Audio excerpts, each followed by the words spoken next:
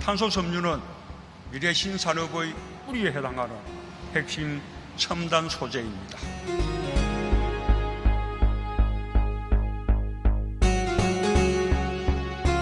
전략물자로서 수출입 통제를 받게 되어 있습니다. 기술적 교류를 하기가 상당히 힘듭니다.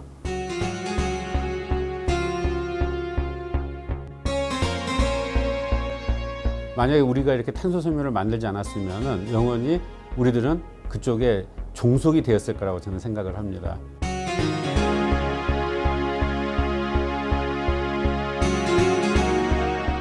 탄소 섬유가 나오지 않았더라면 지금의 수소차도 개발이 되지 않았을 거라고 생각이 듭니다.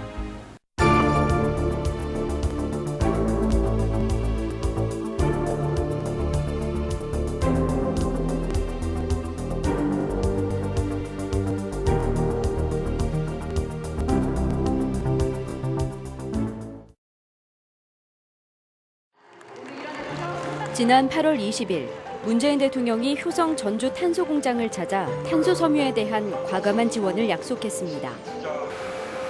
탄소 섬유는 금속인 철보다 4배가량 가볍지만 강도는 10배나 강해 미래 산업을 이끌어갈 첨단 소재로 평가받고 있습니다. 하지만 도레이와 미쓰비시 등 일본 기업들이 탄소 섬유의 세계 시장을 장악하고 있습니다. 문재인 대통령은 아무도 흔들 수 없는 나라를 만들기 위해서는 탄소 섬유 같은 핵심 소재의 특정 국가 의존도를 줄여야 한다고 강조했습니다.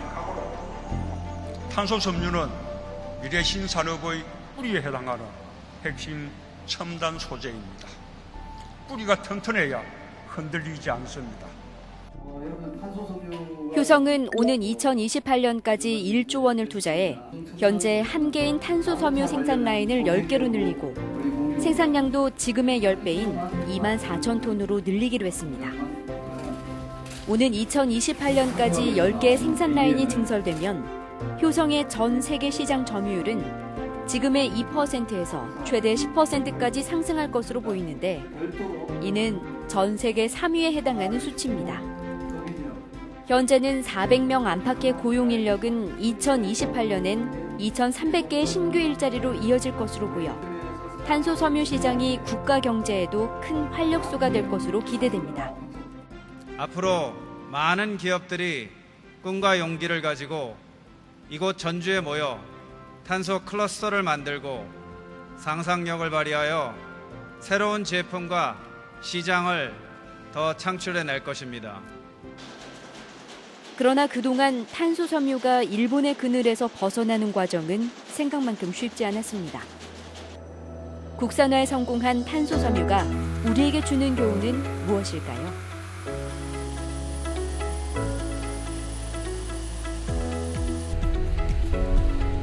전주시 팔복동의 효성 탄소 공장입니다. 2019년 현재 한 해 2,000톤가량의 탄소 섬유가 생산되고 있습니다. 탄소 섬유는 머리카락의 10분의 1도 안 되는 굵기지만 여러 가닥을 모으면 꿈의 소재로 불릴 만큼 무한한 경쟁력을 갖추고 있습니다. 효성은 지난 2013년부터 국내에서는 처음으로 T700급의 고강도 탄소 섬유를 생산하고 있습니다. 전 세계로 보면 일본과 미국에 이어 3번째입니다. 탄소 섬유는 강철보다 10배가량 강하지만 무게는 4분의 1에 불과해 자동차 본체와 비행기 날개 등 산업 전 분야에서 응용되고 있습니다. 이제 앞으로 산업에 있어서는 여러 가지 고기능도 필요하고 또 경량화도 필요합니다. 그래야지 에너지도 덜 소비하면서 또 더 기능성도 더 높일 수가 있는데 그러한 성격을 갖는 것이 바로 탄소 소멸을 비롯한 탄소 소재이기 때문에 앞으로 산업의 패러다임이 바뀔수록 더 중요성이 높아가는 소재가 탄소 소재라고 말씀드릴 수 있겠습니다. 이런 탄소 섬유와 이를 활용한 제품은 어떻게 만드는지 알아볼까요? 아크릴로 나이트릴이라는 AN 원재료를 이용해 습식 방사로 흰색의 프리커서 섬유를 만듭니다.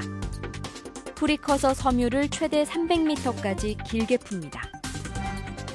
300도 안팎의 오븐 내에서 최대 120분 동안 열 처리를 하면 흰색의 프리커서 색깔이 점차 검게 바뀝니다. 이후 탄화 공정을 거쳐 표면 처리와 사이징을 마무리하면 탄소 섬유가 완성됩니다. 탄소 원자 함량을 더 증폭시키게 되는 열처리 공정이 꼭 필요합니다. 그런 열처리 공정은 200도에서 300도, 그다음에 최종 1500도까지 순차적으로 서서히 열을 올리면서 화학적인 구조를 변해주면서 좀 더 단단한 탄소 구조로 만들기 위해서 꼭 필요한 공정이 되겠습니다. 이제 탄소 섬유를 복합 소재로 만드는 과정입니다. 먼저 다축직조 장비를 통해 탄소 섬유를 길게 풀어낸 뒤 120도의 고열에서 탄소 섬유를 펼칩니다. 이어 좌우 방향으로 탄소 섬유를 쌓는 이른바 적층 작업을 거칩니다. 바느질 작업을 통해 겹겹이 쌓은 탄소 섬유를 고정하면 중간재가 완성됩니다. 이 중간재 탄소 섬유가 압축 성형용 프레스를 거치면 최종적으로 차량용 트렁크가 완성됩니다. 철로 만든 것보다는 탄소 소재로 만든 게 훨씬 가볍고 강도가 훨씬 좋아요. 강도가 훨씬 높아서 같은 강도로 때렸을 때 철은 구겨지더라도 탄소 섬유로 만든 트렁크는 구겨지지 않죠. 예, 이 부분에 지금 보시면 결이 이 섬유가 탄소 섬유가 직주돼 있어요. 교차되면서. 그게 섬유가 여러 겹이 또 겹쳐져서 적층이 돼 있는 거를 성형을 한 거라서 훨씬 더 강도가 높습니다. 세계 탄소 시장의 현 주소를 볼 수 있는 국제탄소 페스티벌입니다. 나무로 만든 것보다 3배나 가볍다는 내조용 카누와 최신용 드론에 이르기까지 탄소 섬유로 만든 수백여 가지의 최신식 제품이 전시돼 있습니다. 탄소 섬유로 만든 자전거는 2손가락만으로도 가볍게 들 수 있습니다. 호주의 한 개발팀은 탄소 섬유의 가볍고 튼튼한 점을 활용해 이제는 1인용 헬리콥터까지 개발되고 있다고 말합니다. It's very difficult to make it very lightweight with traditional steel. And so with designing with carbon fiber and composites, we can make a very optimized solution to make a lightweight structure. And with the lightweight structure, then it is possible for the one-person jetpack. 탄소 섬유로 차량의 문을 만들면 얼마나 튼튼하고 가벼운지 실감할 수 있습니다. 기존의 철로 만든 차량 문은 성인이 2손으로도 혼자 들기엔 버겁지만 탄소 섬유로 만든 차량 문은 한 손으로 번쩍 들어올릴 수 있을 정도로 가볍습니다. 탄소 섬유의 특성인 초경량 특성을 활용해가지고 CFRP를 제작을 한 자동차 도어입니다. 그래서 기존 스틸 대비해서 한 3분의 1 정도 경량화가 된 상태입니다. 연비 개선 효과가 상당합니다. 예. 그래서 최근에 전기차라든지 수소차에 이 탄소 섬유 복합재가 굉장히 적용 가능성이 확대되고 있는 상태입니다. 최근에는 건축 자재에도 탄소 섬유를 쓰는 경우가 늘어나고 있습니다. 이미 대학에서는 탄소 섬유를 건축 자재로 활용하는 다양한 방안을 가르치고 있습니다. 탄소 섬유 시트를 갖다가 둥그렇게 말아서 그다음에 그걸 갖다가 아치 모양으로 이렇게 딱딱하게 만들어요. 그러니까 속이 텅 빈 플라스틱 통이라고 생각하시면 돼요. 위에다가 여기다가 설치를 갖다가 하고 여기다 콘크리트를 갖다가 붓게 되면 기존에 있는 콘크리트 아치보다 10배 이상 강한 그런 아치가 만들어지는 거예요. 어마어마하죠, 그죠? 2명이 와가지고 그냥 바로 그렇게 되는 거죠. 이렇게 만든 탄소 섬유 교량은 건설 기간을 크게 단축시키고 인건비도 줄일 수 있습니다. 교량을 탄소 섬유로 만든 거예요. 어떻게 말하면 탄소 섬유 교량이다 이렇게 생각을 하면 되겠죠. 기존 교량보다 건설 기간은 한 3분의 1 정도로 줄고 중장비가 필요 없고 2-3명 정도의 인력으로만 교량을 갖다가 만들 수 있는 그런 장점이 있는 겁니다. 탄소 섬유의 또 다른 강점은 안전하다는 겁니다. 지난 2010년 여름 서울의 한 시내버스에서 금속으로 만든 연료통이 터졌습니다. 이 사고로 버스 승객 17명이 크게 다쳤고 폭발음에 놀란 주변 시민들이 긴급 대피하는 소동을 빚었습니다. 뻥 소리 함께 그 병원 유리창이 다 깨지고요. 다친 사람들이 좀 누워 있었고 그다음에 그 버스가 많이 파손된 게 보여졌거든요. 경기도의 한 시내버스 회사입니다. 이 버스 회사는 지난 2015년부터 탄소 섬유로 만든 CNG 용기를 설치해 서울 시내 구간을 운행하고 있습니다. 금속 용기에 따른 폭발 사고를 줄이기 위해 안전하고 내구성이 뛰어난 탄소 섬유 CNG 연료 탱크로 교체한 겁니다. 강철로 만든 탱크 같은 경우는 보통 10년 이상 쓰기가 굉장히 어렵거든요. 근데 뭐 탄소 섬유 같은 경우는 지금 현재 한 30년 정도 쓰더라도 거의 그 물성 저하가 일어나지 않아요. 그래서 그렇게 오래 쓰고 있는 거고, 그런 특징 때문에 항공기 구조물이라든지 그런 데에 이렇게 오래 쓰고 있는 거예요. 완주군의 이 업체는 탄소 섬유로 시내버스 연료통을 만들고 있습니다. 탄소 섬유로 만든 이 버스 연료통은 금속 연료통보다 500kg이 가벼워 연비가 높은 것은 물론 배출가스를 크게 줄일 수 있습니다. 무엇보다 연료통이 폭발을 할 경우 파편이 튀는 금속 용기와 달리 탄소 섬유로 만든 통은 파편이 없기 때문에 안전사고를 막을 수 있습니다. 탄소 섬유로 만든 CNG 용기는 폭발을 하더라도 찢어져서 파편이 튀어나오지 않습니다. 하지만 금속 용기로 만든 그 CNG 용기는 폭발을 하게 되면 반경 20m까지 파편이 튀어서 인명에 크나큰 손상을 입히고 있습니다. 다만 탄소 섬유는 아직 가격이 비싸다는 이유로 수요가 급격히 늘지 않는 게 현실입니다. 현재 탄소 섬유의 수요가 가장 많은 분야는 항공산업입니다. 완주의 항공사 부품 회사입니다. 이곳에서 만든 항공기 부품은 주로 미국으로 수출되고 있습니다. 가볍고 튼튼하다는 이유로 탄소 섬유는 항공기 부품의 최고의 재료로 평가받고 있습니다. 무게가 가볍고 또 이제 강성이 높기 때문에 위성의 주요 소재로 사용되고 있습니다. 미국이나 그쪽은 뭐 1950년대부터 계속 탄소 섬유를 해가지고 위성 구조물을 만들었다고 저는 들었고요. 그리고 저희는 지금 위성 구조물을 만든 지가 10년 정도 보시면 될 것 같고, 그리고 핵심 부품까지 오는 데는 좀 시간이 많이 걸렸다고 보시면 될 것 같습니다. 전문가들은 탄소 섬유의 가격 경쟁력이 확보되면 쓰임새가 급증할 것으로 보고 있습니다. 지금 탄소 섬유를 제일 많이 쓰는 데가 위성, 항공 위주로 돼 있었는데, 가격이 낮아진다면 자동차 사업, 그리고 이제 그 레저 쪽, 뭐 스포츠 용품, 그리고 수술 도구를 포함한 의료 도구에도 사용될 수 있을 거라고 보고 있습니다. 그러나 이런 탄소 섬유는 그동안 일본이 사실상 독점하고 있었습니다. 탄소 섬유의 국산화가 본격적으로 이뤄진 건 지난 2011년으로 올라갑니다. 국산화에 성공하기까지의 과정은 순탄치 않았습니다.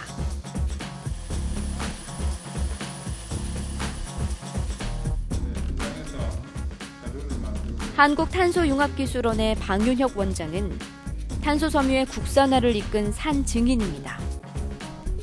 그는 지난 2011년 효성의 전주 공장장으로 일하면서 탄소 섬유의 국산화를 일궈냈습니다.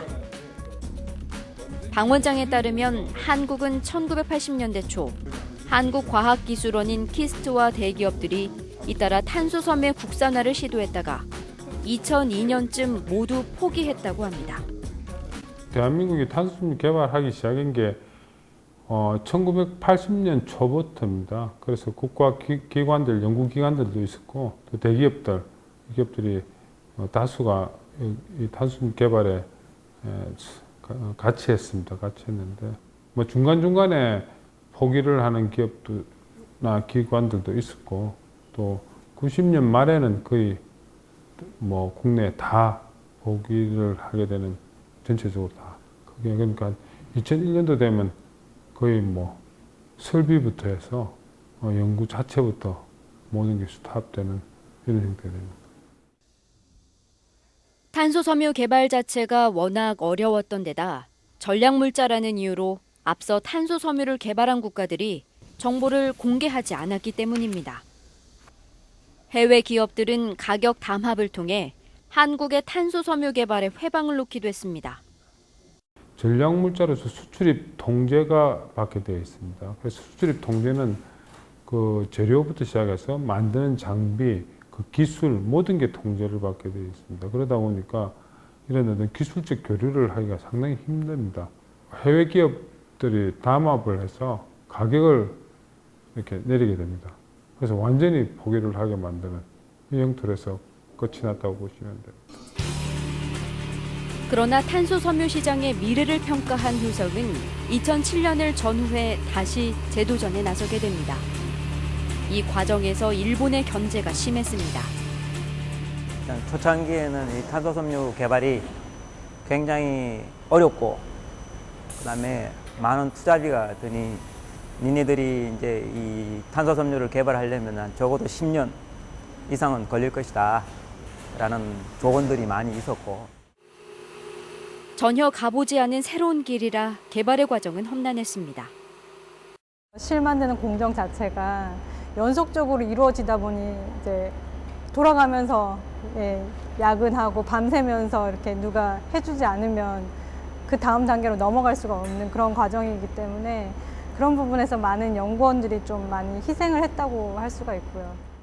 방송에는 얘기 안 했던 부분이 처음에 막 테스트를 하고 실험을 할 때 이 150톤짜리에서 한번 폭발을 해가 소방차도 다 출동하고 막 그런 적도 2번이나 있습니다. 이제 이렇게 잘 모르니까 전부 다 겁이 나니까 이렇게 여름 돼도 전체 전신 방독면을 다 하고 일을 했어요. 그런데 보통 산화로 탄화시키는 공정 옆에는 온도가 한 48도에서 한 50도까지 대기 온도가 올라갑니다. 한 20분 하면 방독면 안 내 쪽이 전부 다 땀으로 범벅이 되기 때문에 20분 이상 작업하기 힘듭니다. 다행히 효성은 과감한 투자를 이어갔습니다. 탄소 섬유 개발에 오랜 시간이 걸리고 투자비가 많이 들어가기 때문에 적어도 10년 넘게 적자가 날 것을 알면서도 연구 개발에 3천억 원을 투자했습니다. 30년, 40년 뒤처진 것을 지금 시작해서 개발할 수 있을까라는 부담감이 굉장히 컸지만은 일단 경영층의 의지가 하여튼 확고했고 전폭적으로 지원한다는 그런 지원 약속도 있었고 그 결과 2008년 무렵 연구 개발에 들어갈 때 적어도 10년이 걸릴 거라는 고강도 탄소 섬유 개발 기간을 3년으로 단축시켰습니다. 일본은 30년이 걸렸다는 탄소 섬유 개발 작업을 한국이 3년 만에 마무리하자 일본의 업계는 큰 충격을 받았다고 합니다. 이런 결과가 나오기까지는 기업의 적극적인 투자 말고도 자치단체의 미래를 본 투자를 빼놓을 수 없습니다. 지난 2002년에 문을 연 전주 기계산업 리서치센터는 꾸준히 탄소 섬유 생산 시스템 기반을 구축한 뒤 2008년 4월 효성과 탄소 섬유 공동기술 개발 협약을 맺습니다. 이어 2008년 10월 전주 기계탄소기술원으로 법인 명칭을 변경하고 본격적인 탄소 섬유 연구 개발에 들어갑니다. 이 과정에서 전주시는 각종 국책 사업을 통해 탄소 섬유를 만드는 100억 원대의 비싼 장비를 구축하게 됩니다.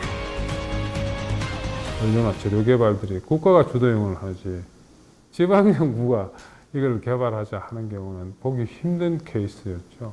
이게 아마 저도 일찍이 전주가 그걸 갖고 나왔다는 게 상당히 놀랐습니다. 사실 내려와갖고 2007년도에 어머니가 장비를 딱 구축을 해놔가고 그래서 의기투합하게 됐던 부분.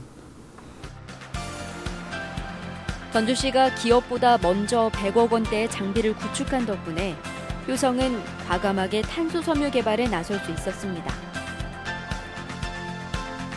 전주시는 또 창업 보육센터와 전문인력 양성센터를 유치해 해마다 600명의 탄소 전문 인력을 양성했습니다.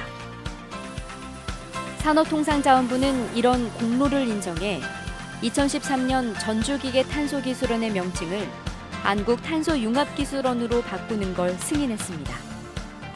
전주산업기계리서치센터도 탄소융합기술원으로 명칭을 변경하고 보다 탄소 관련 업무에 집중함으로써 향후 우리나라의 탄소 관련된 업무를 보다 이끌어 나가기를 그런 기대하는 마음에서 명칭이 변경되었습니다.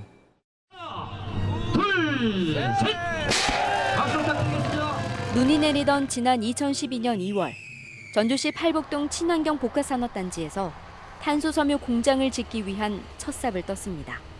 우리 미래 세대들에게 우리의 일자리를 탄생시키고 또 소득을 증대시켜서 대한민국 속의 전주가 새로운 산업의 역사의 장을 쓰는 그런 노력을 해나갈 것을 약속을 드립니다. 이날 기공식이 지역의 관심을 끈 건 효성의 탄소 공장을 짓기까지 적잖은 우여곡절을 겪었기 때문입니다. 당시 효성 공장이 들어설 자리는 전주시 팔복동의 논이었습니다. 하지만 토지 소유자들은 싼 값에 논을 팔 수 없다면서 주민대책위원회를 구성한 뒤 행정소송과 가처분 신청을 내고 검찰에 진정서를 제출하기도 했습니다.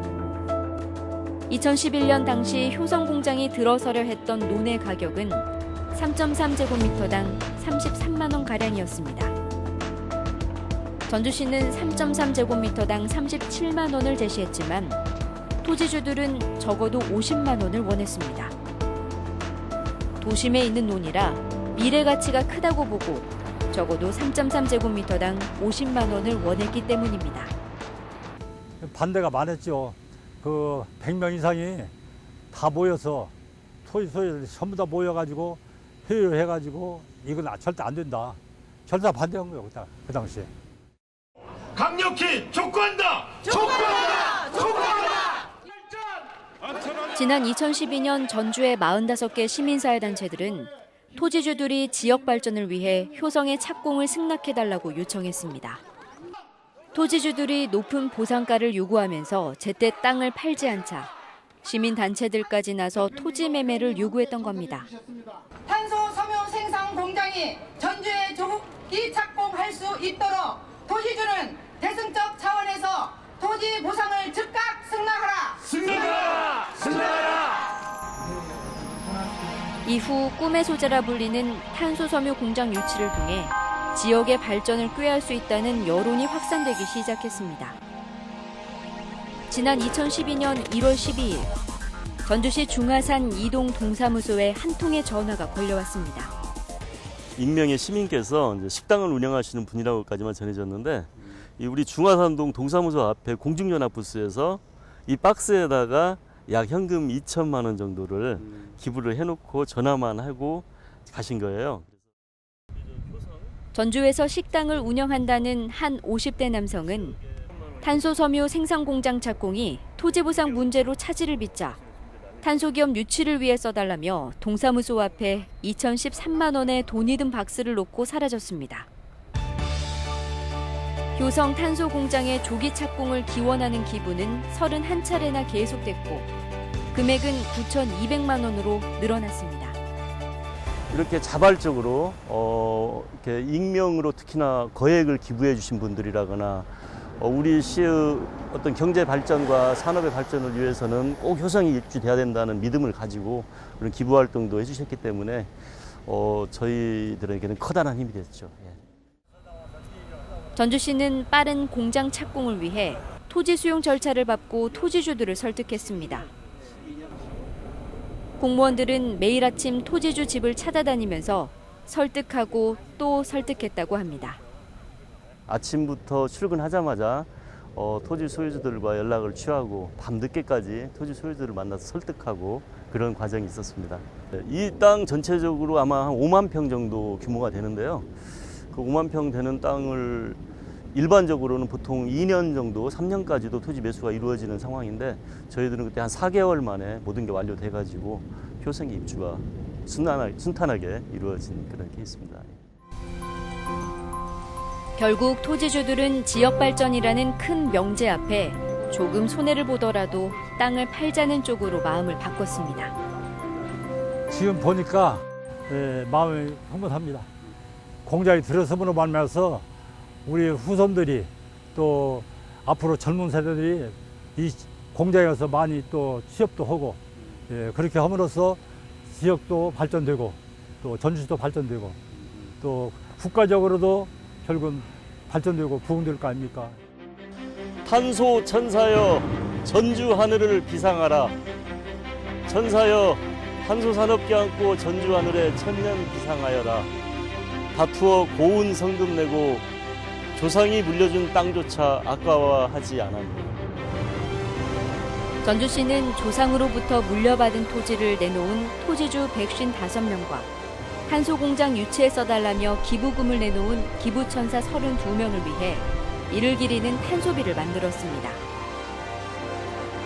탄소산업의 미래를 본 기초자치단체 전주시의 이런 노력은 이후 조금씩 결실을 맺었습니다. 광역단체인 전라북도 그리고 중앙정부까지 탄소산업의 중요성을 인식하고 관련 분야의 투자를 늘리기 시작했습니다. 2006년 전주시가 미래 신성장 동력 육성산업으로 탄소산업을 선정한 뒤 2008년 4월 전주기계탄소기술원과 효성이 탄소섬유 공동기술개발 협약을 체결합니다. 이후 전주시가 토지주들을 설득해 효성 탄소공장을 준공하자 전라북도는 2014년 탄소산업과를 설치해 정책적 육성 의지를 밝힌 데 이어 2015년 탄소산업 육성과 지원에 관한 조례를 만듭니다.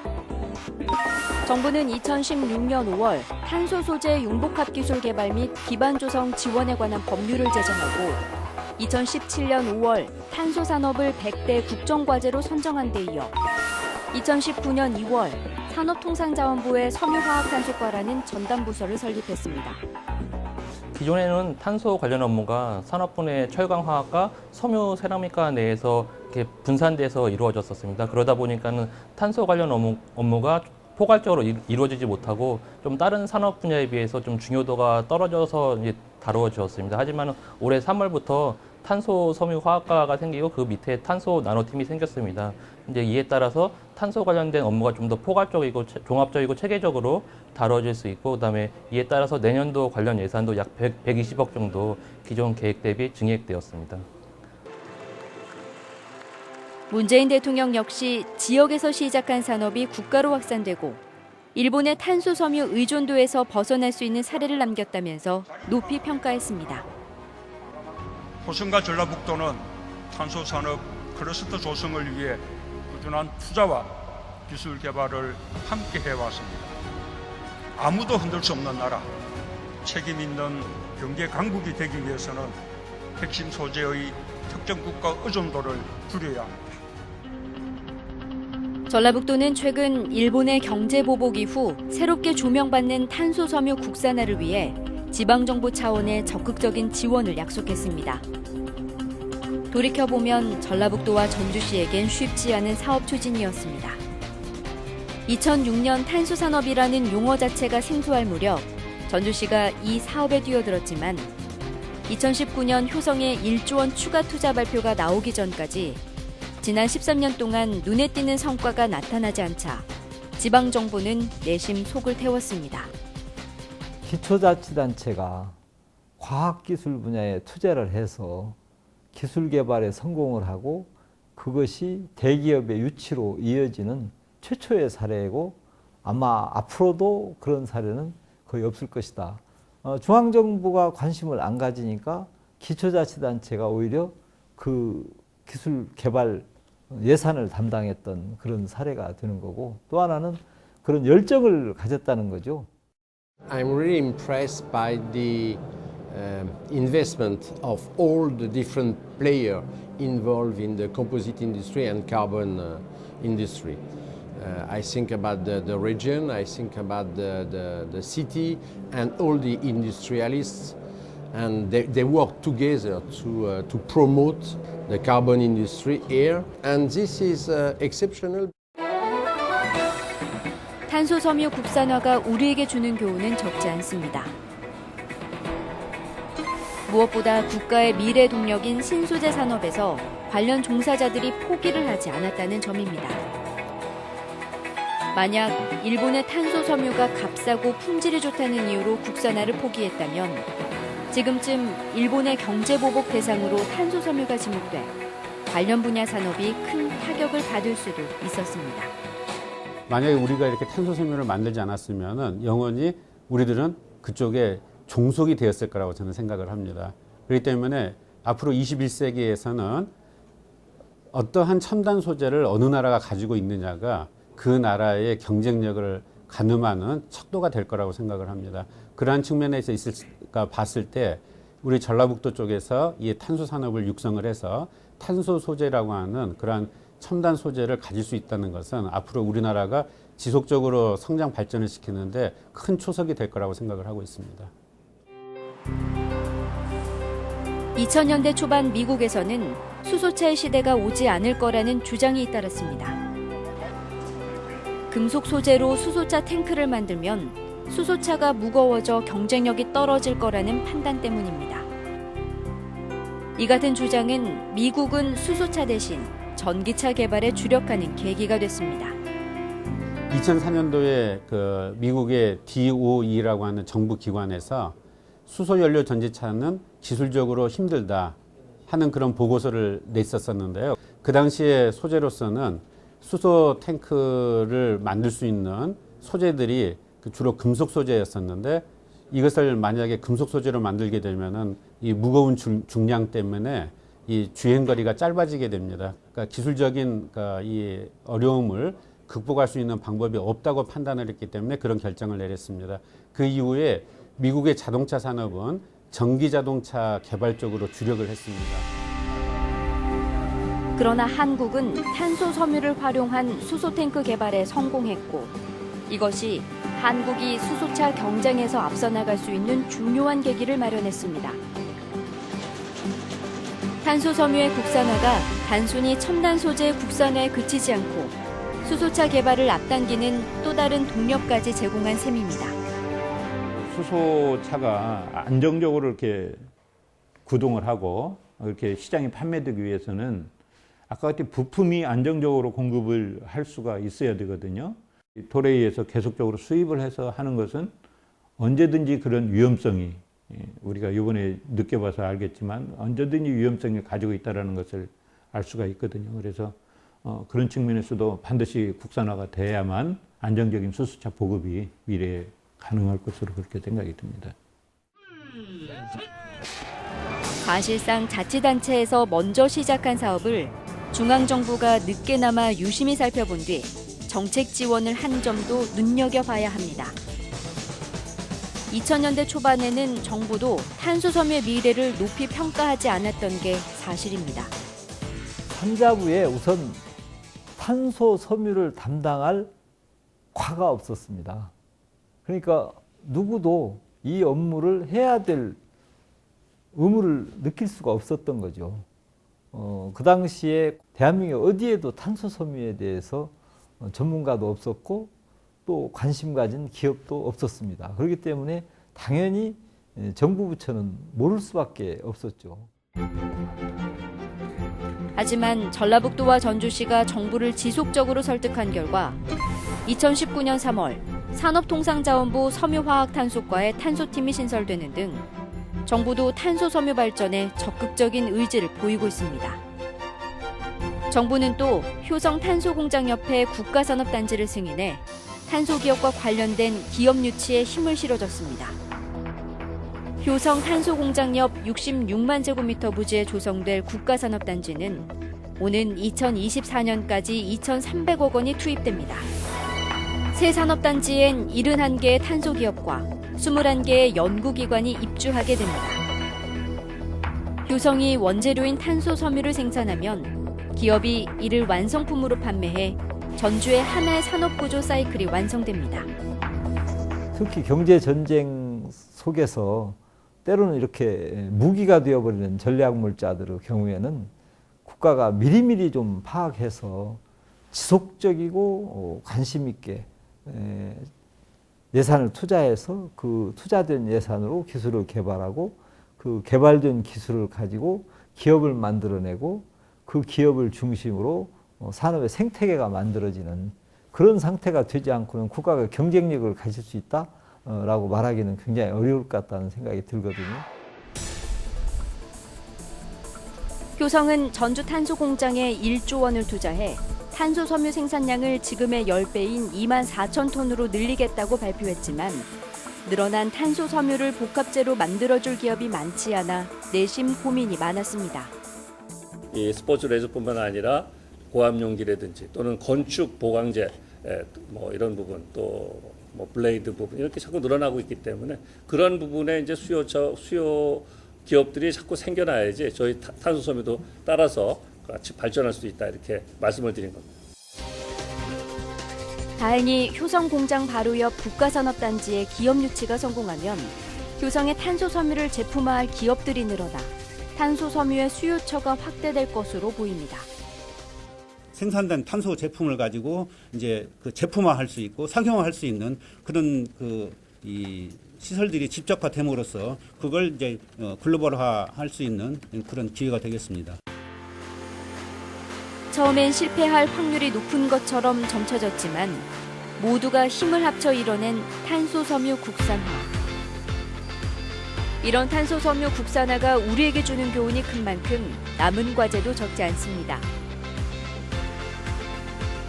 금형틀에 탄소 복합 소재를 넣고 자동차의 후드를 찍어내는 장비입니다. 이 장비의 금형틀만 바꾸면 자동차의 다른 부품도 생산할 수 있습니다.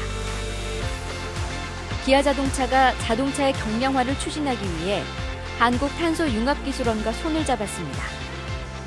회사 측은 탄소 복합 소재가 자동차의 무게를 낮추는 데 필수적인 소재라면서 앞으로 탄소 복합 소재를 통해 대량 생산할 수 있는 자동차 부품 5가지를 연구하기로 했습니다. 체코 공장에 개발 예정인 PDN 차종이 있습니다. 그 차종에 CFRP를 고급화하여 상용화할 예정이며 탄소 섬유의 성공을 위해서는 대중화를 통해 가격을 더 떨어뜨리는 작업이 필요합니다.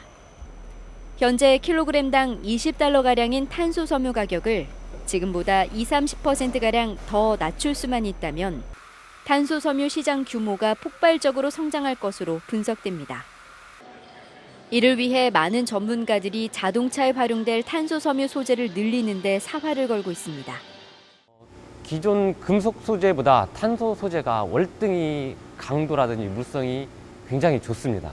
기업들이 앞으로는 이 탄소 복합재 소재 전환을 통해서 부품 개발을 하게 되면 기업들에도 이제 앞으로 많은 매출이 일어날 것으로 예상이 됩니다. 문재인 대통령이 현대자동차가 개발한 자율주행 수소차를 타고 고속도로를 달리고 있습니다. 5분 충전으로 600km를 달린다는 수소차에 자율주행 기능이 더해져 차량 스스로 앞차와의 거리를 유지합니다. 아무런 지금 하지 않고 있는 거예요? 조마조마하네요? 예, 괜찮습니다. 근데 앞차가 만약에 뭐 급증을 한다든지 저러면 어떻게 하죠? 마찬가지로 급증을 합니다. 이렇게 미래차로 각광받는 수소차는 기존의 내연기관차와 비교해도 승차감에 큰 차이가 없습니다. 아직 충전소가 많지 않아 수소차의 보급률이 높지 않다는 게 큰 단점입니다. 하지만 친환경차라는 이유로 보급률이 점차 늘어날 것으로 보입니다. 차가 참 편합니다. 기존 차하고도 기능적으로라든지 운전하는 방법도 똑같고요. 대기후 환경 오염이라든지 기후변화 문제가 있잖아요. 이런 차량 같은 경우에는 배기 오염을 할 수 있는 물질이 배출되는 것도 없고요. 그런데 이런 수소차는 가볍고 내구성이 뛰어나야 하기 때문에 연료탱크의 핵심 소재로 탄소 섬유를 사용하고 있습니다. 수소 연료탱크는 플라스틱으로 만든 원통형 용기에 탄소 섬유를 감아 강도와 안전성을 크게 높이게 됩니다. 또 탄소 섬유가 가볍기 때문에 경량화를 추진하는 차량에는 최고의 선택이 될 수 있습니다. 앞으로는 버스나 트럭에 적용이 되면서 특히 버스나 트럭에 적용되는 탄소 섬유 양은 승용차의 한 5배 정도 되기 때문에 양은 굉장히 많이 늘어난다라고 예측을 할 수 있습니다.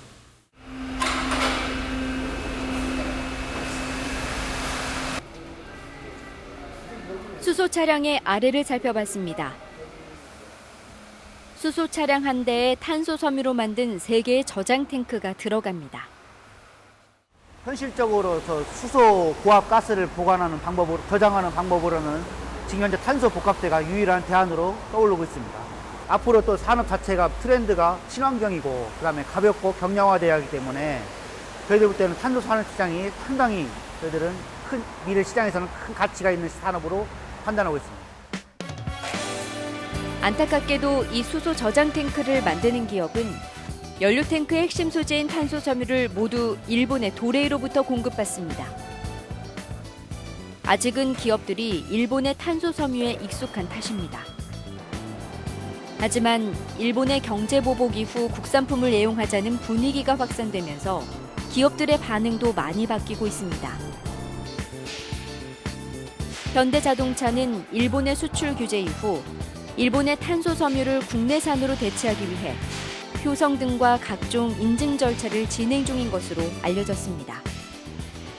현대차는 뭐 가능하면은 이제 국내 기업이 좀 만들어주면 좋겠다는 게 항상 그 현대의 그 부품 조달하는 어떤 정책이라고도 얘기할 수가 있고요. 그렇기 때문에 현재는 도레이 이제 혼자 공급하고 있는데 효성이 이제 빨리 그 인증 통과를 해서 같이 납품했으면 좋겠다고. 수익을 창출하는 기업들에게 무조건 국산 제품을 활용하라고 강요할 순 없을 것입니다. 다만 국산 탄소 섬유의 경쟁력을 높인 뒤 기업들이 국산 제품에 관심을 갖도록 유도하면 국산 탄소 섬유 시장의 규모가 자연스럽게 커지고 대한민국 신소재 산업의 뿌리도 더 튼튼해지지 않을까요? 탄소 섬유로 중간재를 만드는 이 장비의 가격은 35억 원으로 독일에서 수입했습니다. 고온 고정밀 압축 성형을 통해 차량 트렁크를 만드는 이 장비의 가격은 30억 원입니다. 초창기의 탄소 산업의 성공을 장담할 수 없는 기업 입장에선 이런 장비를 구입하기가 여간 부담스러운 게 아닙니다. 단지 중소기업뿐 아니라 대기업들도 이런 장비를 선뜻 구입하지 못하고 있습니다. 다행히 한국탄소융합기술원이 장비를 대여해주면서 기업의 숨통이 트였습니다. 기업에서 30억을 투자해가지고 장비를 구축하기는 정말 힘듭니다. 그래서 우리 기술원에서는 고가의 장비를 구축하였고 이 장비에 대해서 기업에 지원하고 있습니다. 그리고 이 장비의 1회 가용료가 500만 원 정도가 나오는데 이 500만 원 중에서도 70%를 갖다가 국가 사업으로 해가지고 지원하고 있습니다. 한국탄소융합기술원이 보유한 30여 종의 장비 가격은 300억 원이 넘습니다. 하지만 업체 경쟁이 치열해지면서 갈수록 첨단 장비를 구입하기 위해서는 더 많은 예산이 필요합니다. 다행히 정부는 예산을 크게 늘리겠다고 약속했습니다. 탄소 섬유 등 100대 핵심 전략 품목을 선정하여 향후 7년간 7, 8조 원 이상의 대규모 예산을 투자할 것입니다. 자립화가 시급한 핵심 R&D에 대해서는 예타 면제도 추진할 것입니다. 탄소 산업은 국가의 미래를 좌우할 첨단 산업 소재입니다. 이를 간파한 일본은 수십 년째 이어진 적자와 매출 부진을 감내하면서도 탄소 섬유에 대한 연구 개발과 상용화에 매진했고 그 결과 세계적인 탄소 시장으로 성장했습니다. 따라서 대한민국도 국가적 차원에서 원천 기술과 상용화 연구 개발에 대한 적극적인 투자와 수요 시장을 확대하는 데 힘써야 합니다.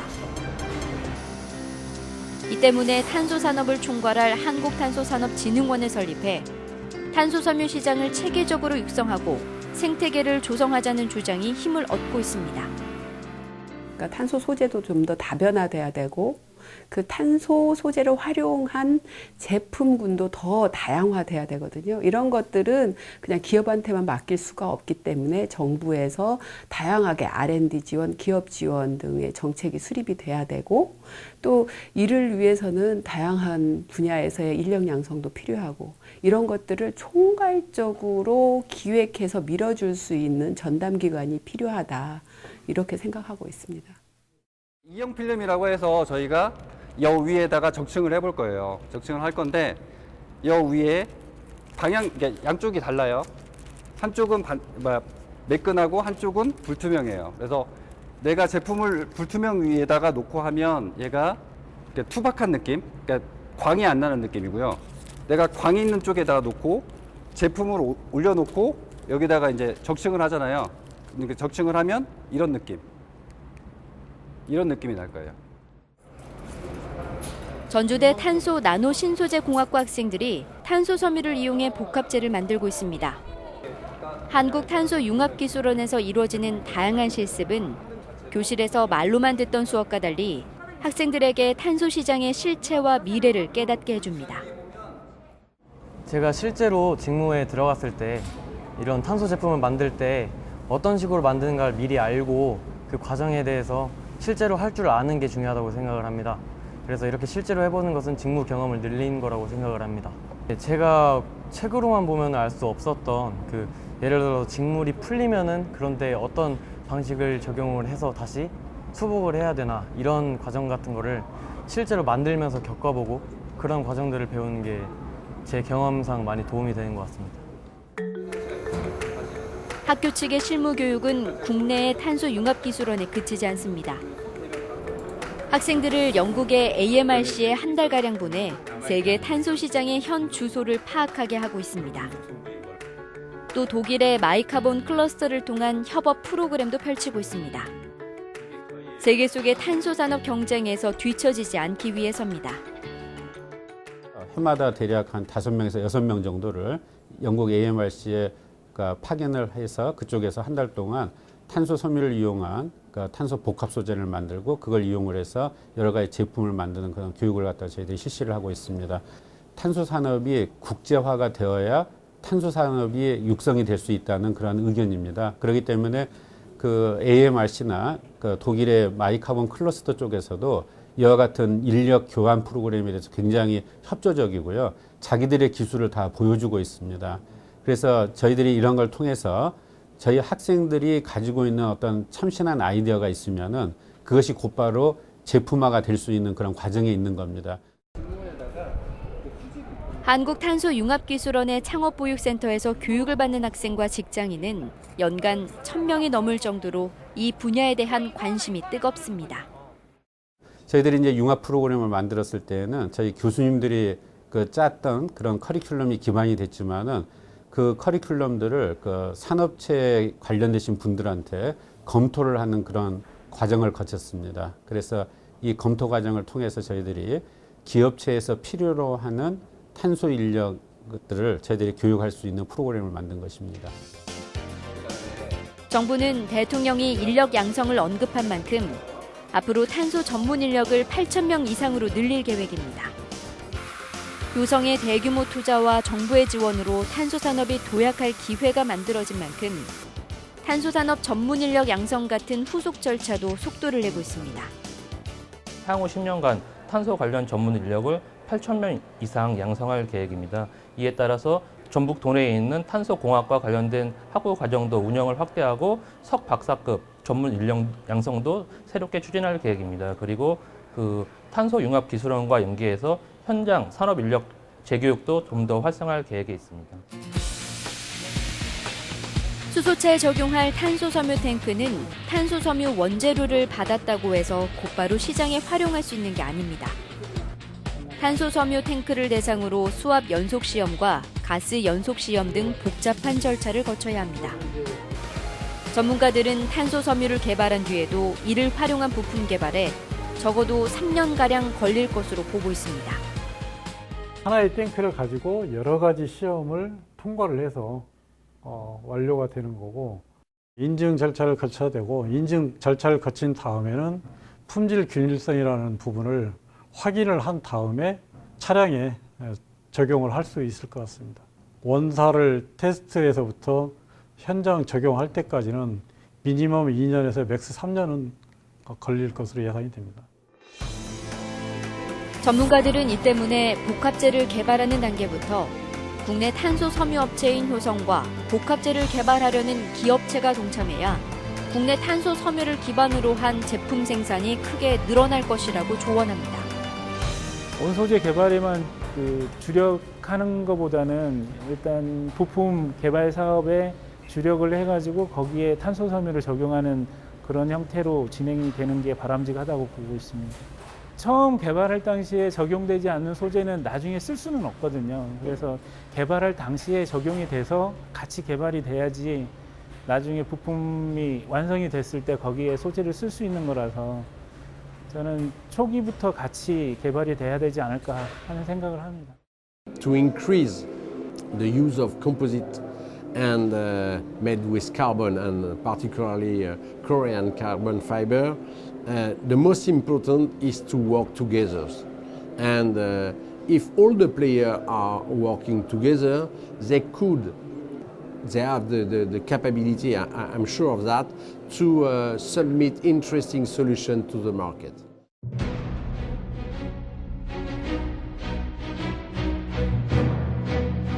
한국은 탄소 섬유 국산화 분야에서 이미 1990년대에 실패했던 아픔이 있습니다. 그래서 많은 사람들은 탄소 섬유의 국산화를 불가능하다고 생각했고, 일본은 교묘하게 한국의 국산화 작업을 방해했습니다. 하지만 서로 손을 맞잡은 기초자치단체와 기업이 과감한 도전과 투자를 이어갔고, 토지주들은 지역 발전을 위해 자신의 땅을 내놓았습니다. 또 탄소 공장을 짓는 데 힘을 보태달라는 기부자들의 행렬도 이어졌습니다.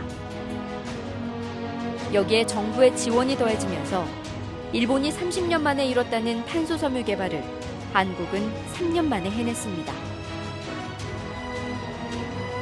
공교롭게도 탄소 섬유 국산화는 한국이 수소차 경쟁에서 앞서 나갈 수 있는 발판까지 마련해줬습니다. 만약에 탄소 섬유가 나오지 않았더라면 지금의 수소차도 개발이 되지 않았을 거라고 생각이 듭니다. 그것은 탄소 섬유처럼 특성이 좋은 섬유가 아직까지 개발되지 않았기 때문에 수소탱크가 개발이 되지 않았을 거고, 그로 인해서 수소차도 개발이 되지 않았을 거라고 생각이 듭니다. 그리고 탄소 섬유는 우리 주변을 친환경으로 바꾸는 데도 큰 역할을 하고 있습니다. Carbon fiber and composite made with carbon fiber offer many solutions for the automobile industry, and in fact to improve the life of the people in the city. And we must think about more clean energy, and hydrogen need carbon fiber. This is really interesting. 한국과 경제 전쟁을 펼치고 있는 일본은 우리의 차세대 산업을 견제하는 데 전력을 기울이고 있습니다. 그러나 우리 모두가 포기하지 않은 채 서로 힘을 합치면 차세대 전략 산업에서도 얼마든지 경쟁력을 유지할 수 있다고 탄소 섬유의 국산화가 일깨우고 있습니다.